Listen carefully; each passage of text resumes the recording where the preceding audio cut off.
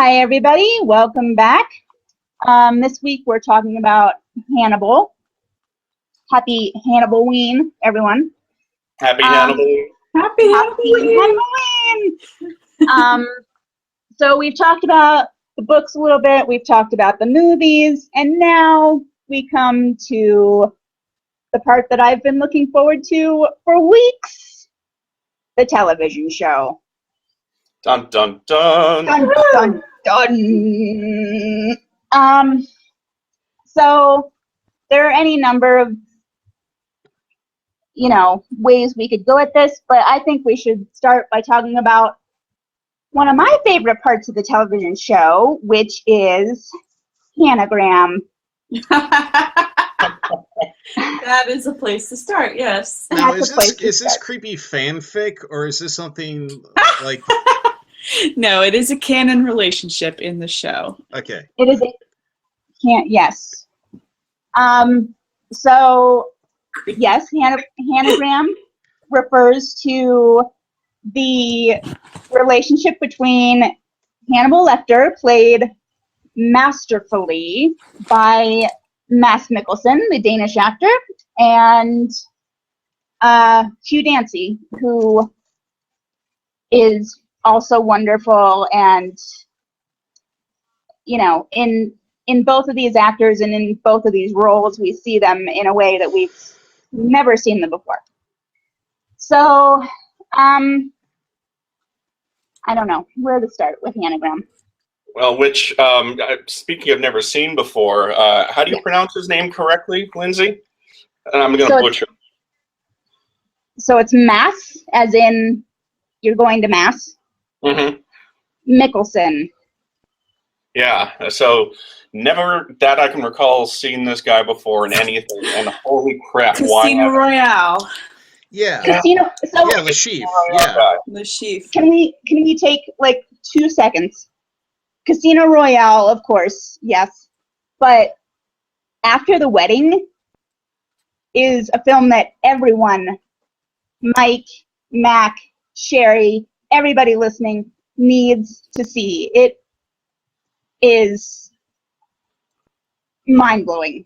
I cried like a baby. It's amazing. And it's especially when you're watching it because you've seen Mass in the Hannibal role, it is so much a contrast that it'll just blow your mind. So, After the Wedding. Watch it. And this is the one where... After the Wedding. The memorable monster Yes. from Casino Royale, the memorable monster from the TV show Hannibal, and I guess in this one he's not a monster? Exactly. He runs a freaking orphanage in... he runs an orphanage in India. He's a Danish guy who's running an orphanage in India, and something happens with the funding for the orphanage, and he has to go back to Denmark to figure it out, and shit goes down, and then you cry about it, and Definitely need to see shit that gets real. Shit gets very real. I also remember I also remember seeing him in Valhalla Rising, which was from the same director as Drive. Really? Yep. Have I seen Valhalla Rising? I don't recall it. Valhalla Rising also. Oh, that was the weird Viking one. Okay, there we go. Hello? Which is saying something. Yes. Yes. This is a movie in which Mass actually has no lines. But it's weird. I think it's weird. It's fun, it's cool, but it's weird. And maybe I just don't get it, but I recommend it. It's good. So why would you say you thought his take on this character that we've talked about, so many different lights at this point, why is this the one that you love? Why is this the big one for you? As I said about Hugh Dancy in comparison to William Peterson, I just think Mikkelsen's interpretation is it's very subtle. It's very suave, smooth. You know, I mean, and maybe for me, it's just more believable because we're seeing Hannibal in his, you know, natural environment of, you know, giving dinner parties. And being a swab doctor about town. Right. Very Talking suave. about his harpsichord, drinking Chianti, although he never says Chianti, He but he doesn't drinks a drink lot of wine. Chianti in the show. Huh? He does. I don't think he ever drinks Chianti in the show. He drinks other very fancy wines. Yes. And I think he, sorry, my phone's going off.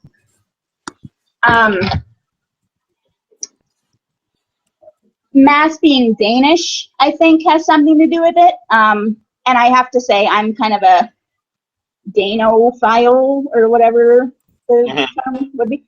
But, you know, you don't meet a Danish person every day, whereas a British person, British people are great, but, you know, as,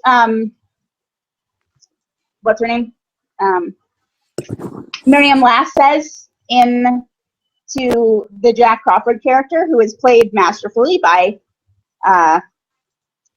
Larry Fishburne, as he's called in Buddy Larry. Larry. Friday the 13th. Or, no. Yeah. Nightmare on Elm Street. Nightmare. Nightmare on Elm Street. 2. Miriam Lass says, you know, he's different.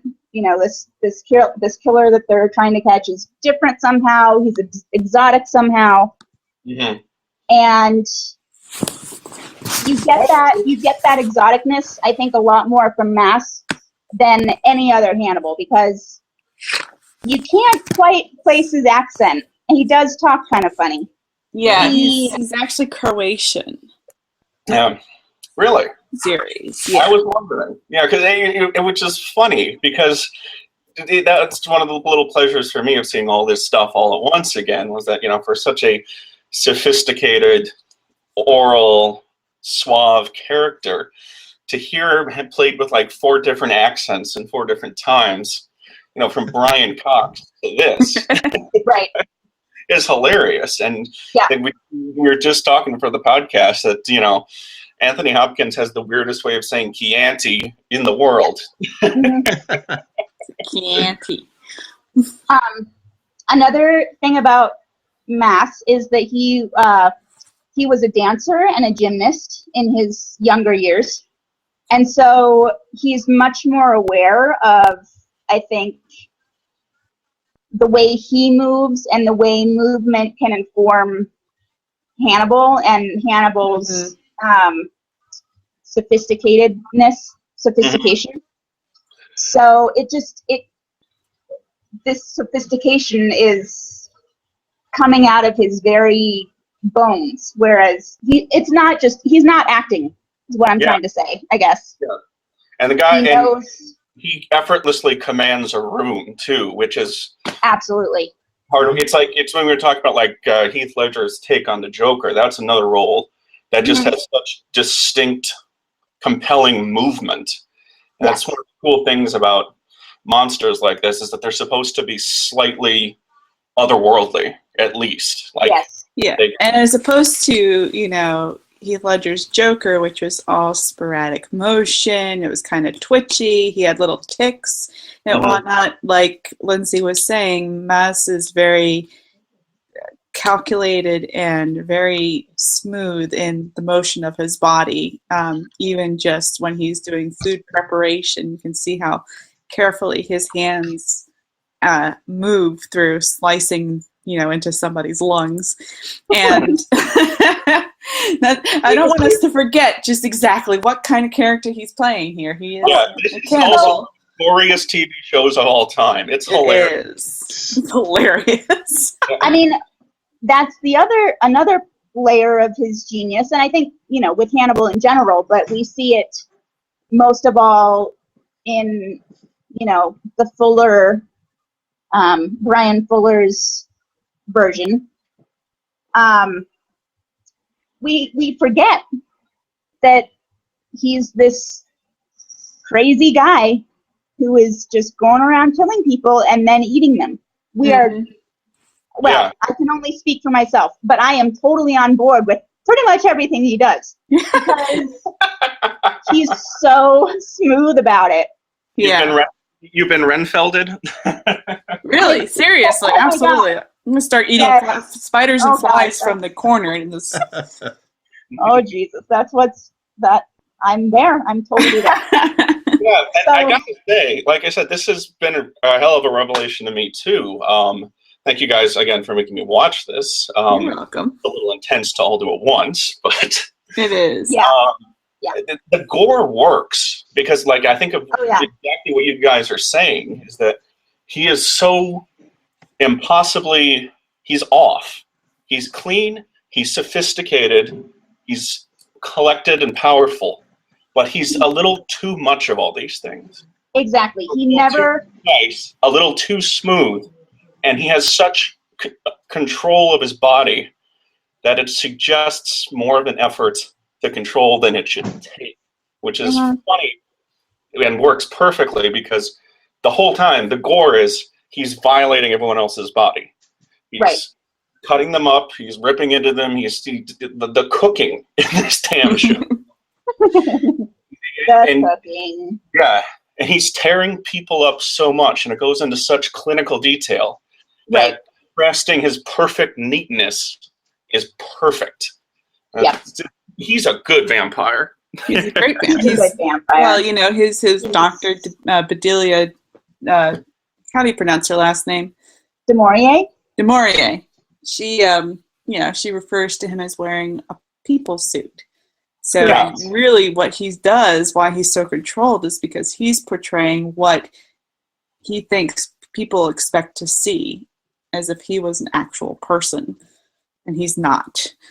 Right. And, you know, him being so controlled is really him trying to behave like a human. This is Clark Kent hiding the guys, hiding the reality of Superman. Right. Yeah. So psychology is like if light and perception is one way of showing their sophistication, and if perfect control is a way of showing their sophistication, what role, I mean, the famous line about Hannibal Lecter, right, the one that everyone quotes, is that they call him a sociopath because they don't know what he is. Mm-hmm. That's like we said, that's what's taken away when you're given a dumb, clunky backstory about love and revenge or whatever. Yeah. It's because the fear of something like a Dracula is, like, as you said, it's something that's just about passing for human, but is just slightly not. And until, like, it's almost like he is the shark, you know? Right. Oh, yeah. He's the shark. He's absolutely the shark. In the water. Sorry. He's the most well-dressed shark ever. Oh, yes. Yeah. And there's this, you talk about vampire stories. There's this book I really like by Peter Watts. You guys know this guy? Sounds familiar. He's a sci-fi author who used to be, I believe it is, a marine biologist. And he also is obsessed with psychopathy and, high cognitive difference. And he wrote a really good vampire story called Blind Sight.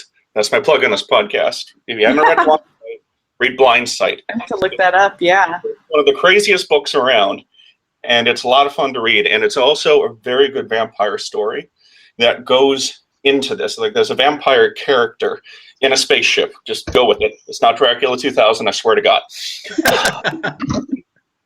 What?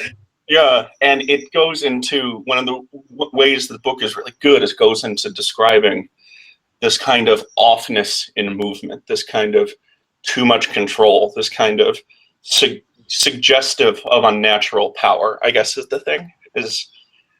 I think, in every way, that this take on the character is the most vampiric of them all, I think.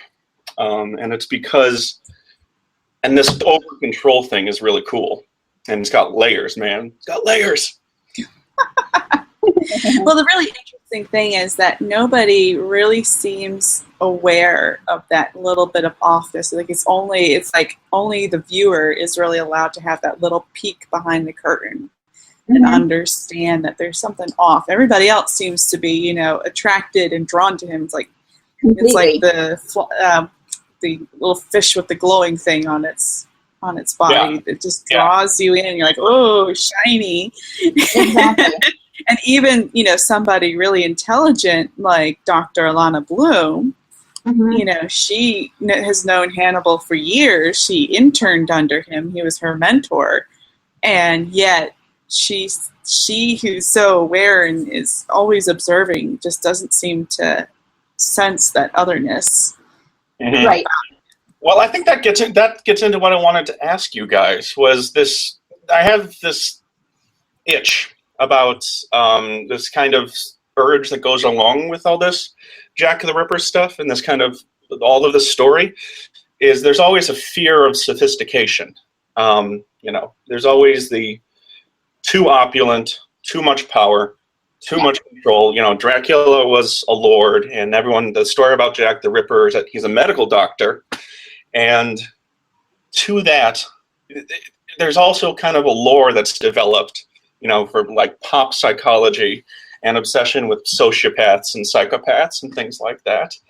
And there's an itch that I have where we seem to treat psychopathy as a superpower. And Blindsight was a lot about that too. So, but it's such a hard impulse to get comfortable with because I don't know. What do you guys think about cognitive difference being used in this way and being used in kind of this pop medical way? So like, he's not a lord. He is a doctor. He's not a nobleman. Right.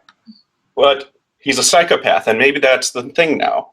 Actually, he is a nobleman. That's the new popular thing. He is a nobleman and a doctor. And that's why you need to see the third season. Yeah. Okay. Well, yeah. So it's kind of like he's like layers and layers of all these codes that we have for too much sophistication. Mm-hmm. And one of the ways that we say too much sophistication or too much power these days is like sociopaths and psychopaths and high functioning autistics. Mm-hmm. Mm-hmm. And it's like it's a weird thing that we have where we say, smart and powerful. We confuse it with autism. I don't know. What do you guys think of that?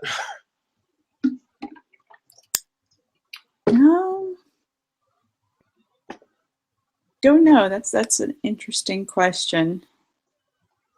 Well, I mean, I think that's one of the things that I could never get out of my head while watching Hannibal was, and they touched on this a little bit, I think, as time went on, but it was like, why is nobody freaking out about the fact that Hannibal, as a practicing psychiatrist, has the ability to prescribe Will drugs. Like, he can give Will drugs that can, Mm-hmm. I mean, he has the power to give Will something that would kill him. And so I think that kind of touch on what you're saying. Yeah, do you think that Hannibal Lecter can love people? Yes. In as much as what his psyche will allow him to.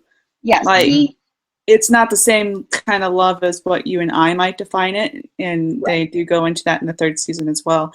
And I think he does love Abigail Hobbs. And he definitely loved his little sister Misha. He loves Will. Yeah. I think, and not to get too spoilery for people who haven't seen the third season, but go ahead. I think we're already spoiler there. It up. So, the whole, well, oh my God, I feel bad for saying this, but the whole series ends by Hannibal saying, you know, they've had this big fight scene with The dragon. with the red dragon, and Will and Hannibal are finally absolutely working together against this person. Mhm. And all Hannibal says is, baby, this is all I wanted for you. Like, this is all I Without wanted for actually you. using the word baby. My darling love of my life. I mean, I'm my fangirling, I'm sorry, but it's Mhm. it's hard to contain it. Y'all in Hanagram land know how hard it is to contain. So, but he says, this is all I wanted for you. You know, this is all I wanted for the both of us, was to embrace, to absolutely embrace with no judgment or insecurity or weirdness or, you know, trying to be something else, to embrace who we really are. Mhm. And it's like,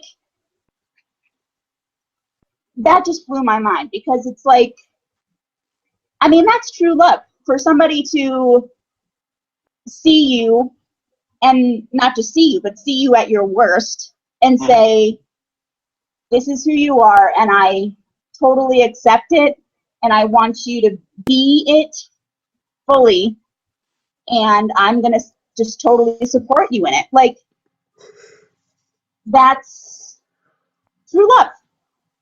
Yeah. So I think that was obviously a huge moment. And, you know, I mean, of course Hannibal loves Will, even though it's a love that we can't quite understand a lot of the time. Mhm. It's absolutely for sure that he loves him, and vice versa, which Yeah. He just doesn't want to admit it right away. exactly. Which is an And interesting. Yeah. yeah. It's interesting because the show makes a big deal. I haven't seen the third season, but the show makes a big deal of the fact that this version of Will is also very medicalized, you know, has a different kind of mind in the same way that Hannibal is. I don't know. Mac, I did say I didn't get that sense from either the other. The first version of Will didn't seem to be that way, and Clarice Starling definitely wasn't.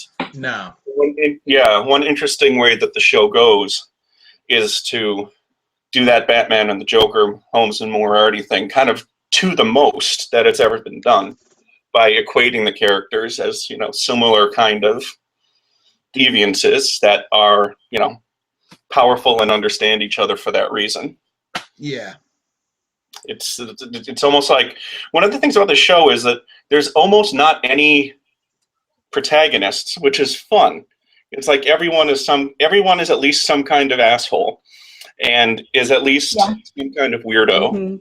and is compromised. And maybe that's just, you know, Right. TV writing 101, but it's one of the things where there's absolutely no dough in the woods here. There is absolutely no coming of age anything. Yeah. Everybody has an agenda, and like, you know, this Freddie Lounds, who was played by a woman, which you know, I mean, I think that's one of the things that made the series so different and weird and interesting, was Brian Fuller, you know, flipped a few things. You know, whether it's the gender of Freddie Lounds, or, you know, making Jack Crawford a black guy, a big black guy who can fuck shit up, and who has some anger management issues, which I don't really see in any other version of him as much as we do anyway. Yeah, he could be very explosive. Explosive, and sometimes unnecessarily so. Like, I think about the scene in, is it the first episode? The very first, I was thinking the same thing when they're in the bathroom. Right. It's like, there's the ladies' room. What? It's like, dude, calm down. Like, which is interesting too, because he's also kind of doing that sense of control thing. Like Larry Fishburne is doing that. I'm moving almost too deliberately because there's almost a lack of control and too much power in me. In the same kind of way, Larry Fishburne, of course, is a huge dude, rather totally different body type, but similar kind of thing going on in this different performance, but similar kind of thing. It really does a great job communicating visually the sense of dread. I think there's a sense of dread all the time in this show that's communicated very skillfully through little stuff. And absolutely. that's without even getting into all the food. Food porn. I mean, are we going to talk about food porn?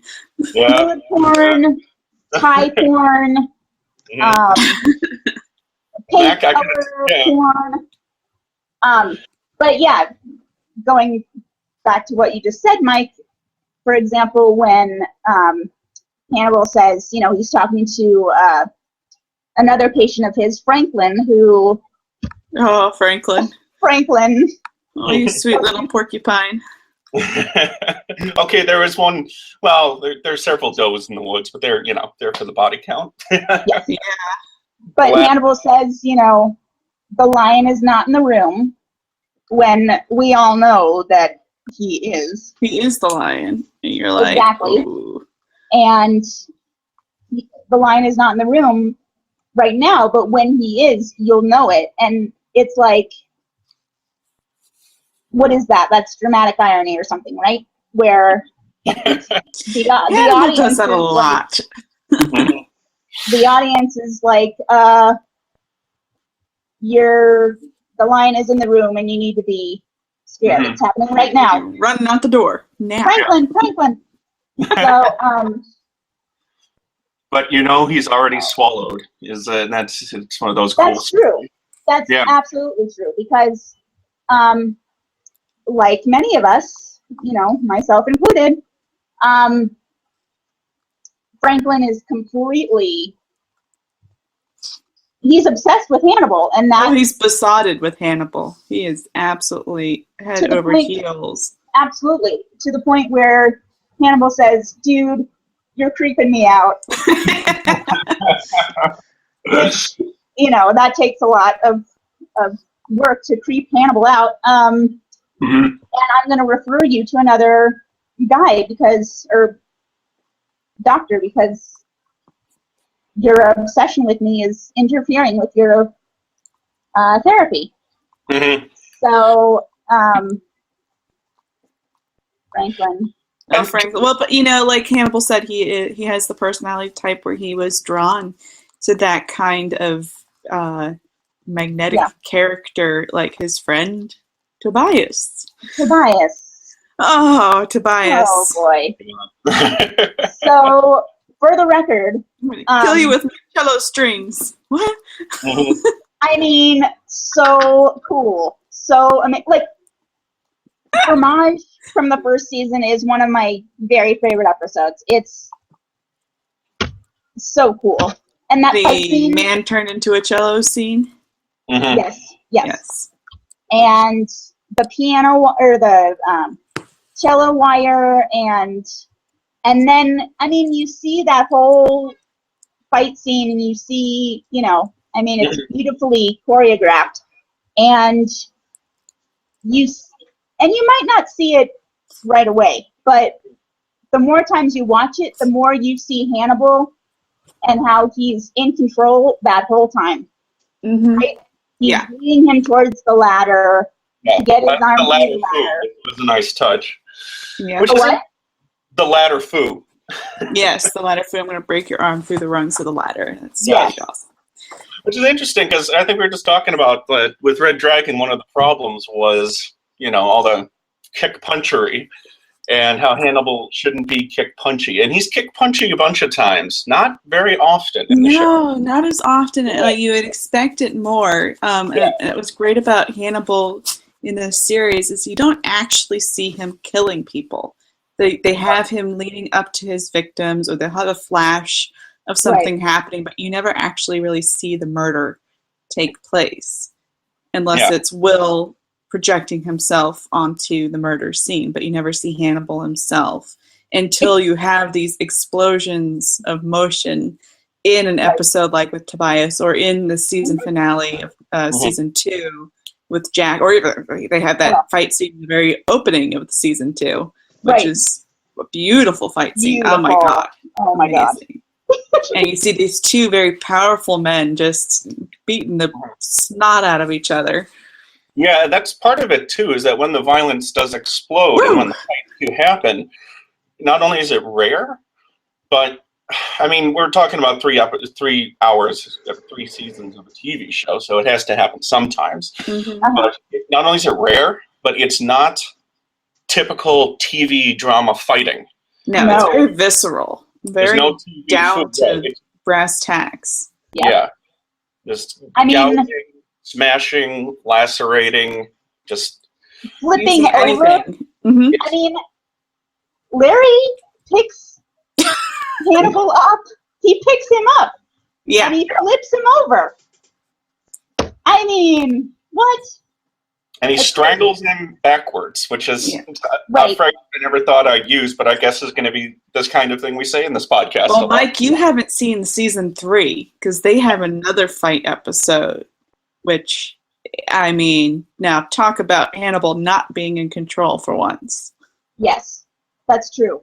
Yep. That fight, I actually got chills in that fight. I loved it. I was like, get him, Jack! Get him! Get his ass! And I was like, whoa, where did this come from? But and I was like, Hanny, come on!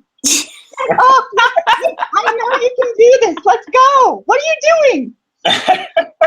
I'm picturing you as like a basketball coach now, just clapping on the timeline. No, Jack. Well, I think the reason 7-year-olds. The reason Jack took over with that fight scene was because he had finally really come to understand Hannibal's physicality and how he fights and how he attacks. Right. And I mean, and in fact, there was a really interesting parallel in that fight scene, and with the scene where Hannibal takes Miriam Lass. In the scene where Hannibal sneaks up on Miriam Lass, they have a shot of his feet walking towards her, and he's in bare feet, or he's in socked feet. And then in the fight scene with Hannibal and Jack, Jack sneaks up on him in his bare feet, and they had the same exact shot of his. I didn't even notice it until I watched it a second time through. So it was actually, that's why I was cheering for Jack, because he was finally getting his revenge on Hannibal for what he did to Miriam Lass. Oh my god. Yeah. So Yeah. Are we enticing you at all, Mac, with our talk? Yeah, I'm definitely keen on checking the show out now. Can I say though that those aren't even the most fight scenes? Can we talk about the mutual therapy scenes with Gillian Anderson? This, I gotta say, in this, it's all on purpose, of course. This is with total, everything's with tension and, like you guys say, double meanings and insinuations and fucked up motivations. And that's Hannibal. But it made me think that, in general, not TV psychotherapy sounds horrible. Right. Yeah, like who wants to sit there and watch somebody diagnose somebody else? Like, It's a form of combat. It's like a really mean form of combat. It's like therapy foo. It is. And it made me think that, you write fiction, you write movies, you write TV, there's always got to be conflict. Every scene, there's got to be a conflict. Someone wants something, someone's manipulating something, boom, boom, boom. So I hope to God, because I know a bunch of people, I've known a bunch of therapists in my life. I know people who do different forms of therapy. They're all very lovely, very, very happy, very, very functional people. I'm one of those. And my therapy sessions have never gone like that. No. It's like, I hope to God that no therapy by a competent person in the world comes within a mile of therapy on TV, because therapy on TV is like the most stressful, aggressive, It's hilarious. It's like the least therapeutic thing in the world. I just want to like take these people out of therapy and just give them a porch to sit on and some lemonade and maybe a picture of a sheep or something. Or an actual sheep. Here. Right, actual sheep. Yes. Hey, here's a nice comfy pillow, or here's just a nice quiet room. We don't want to force you to do anything. No, it's therapy. Right. I remember Sopranos got this way too. Therapy on TV and in movies is like an attack by your therapist on you. Yeah. Like, let me get it, because the way you have to frame the scene, the way you have to shoot the scene, the tension you have to create, it's always someone in an aggressive power suit getting right up in your grill and demanding answers about the most stressful things in your life.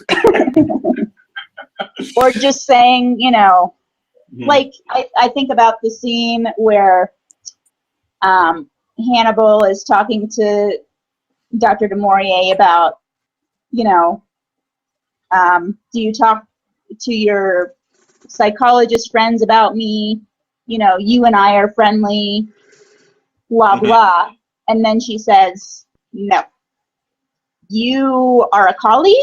You are a patient. You are not my friend.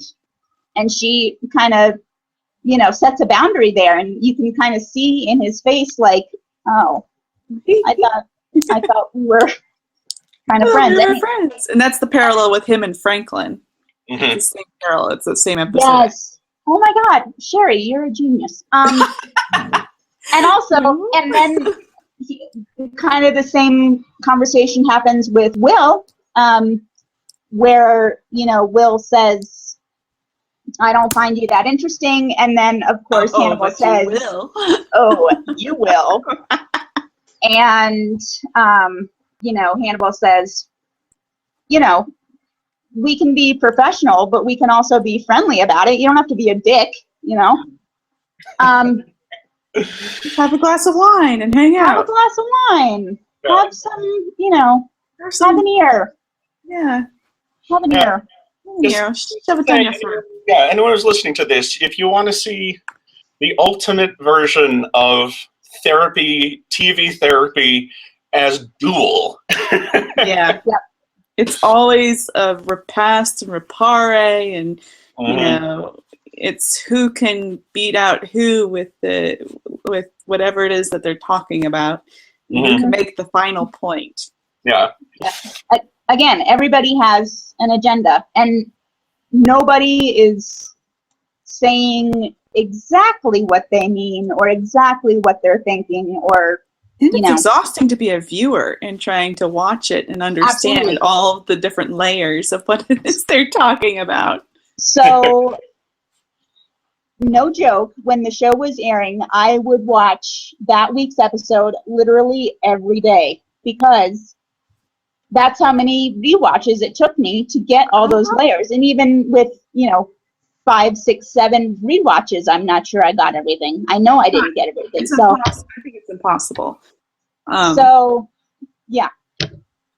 Yeah. It's just incredible.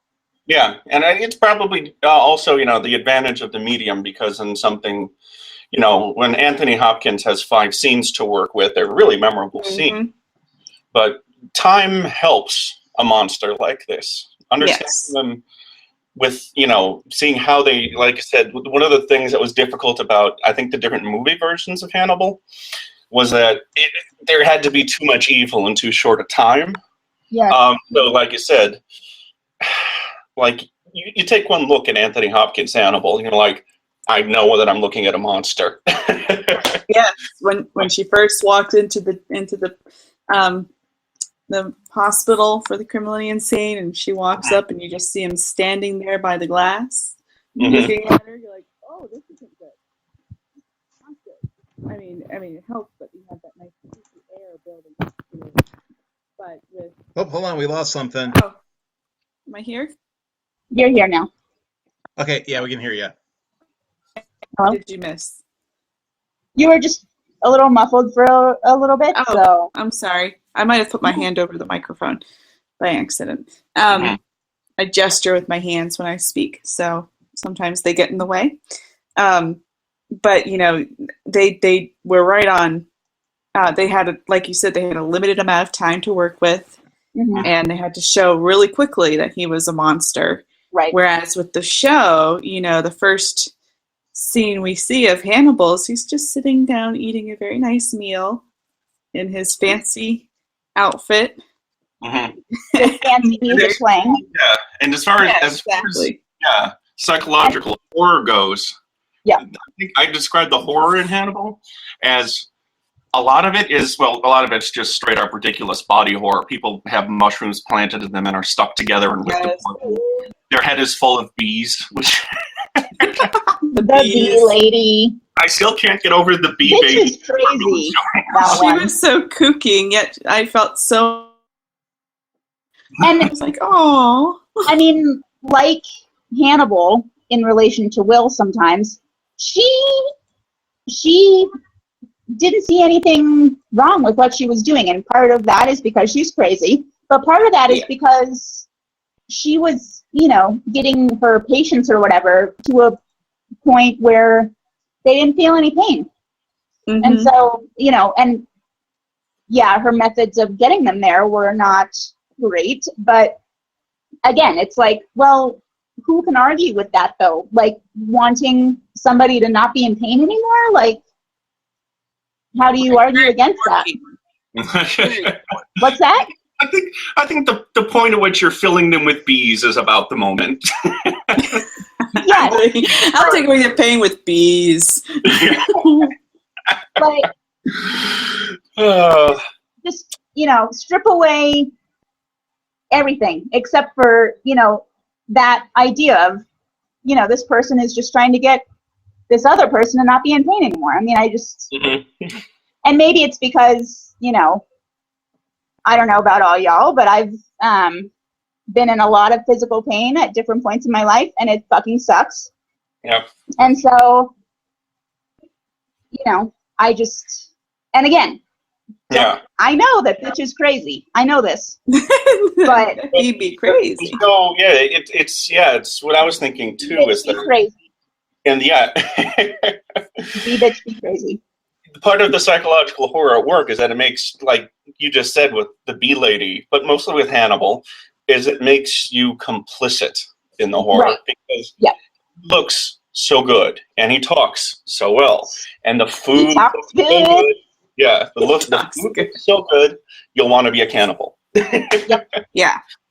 And so I thought of the entire show as just being like, they make a lot of references to Botticelli and to the Italian masters, and I feel like most of the show is a still life by these Italian masters that's been brought to motion.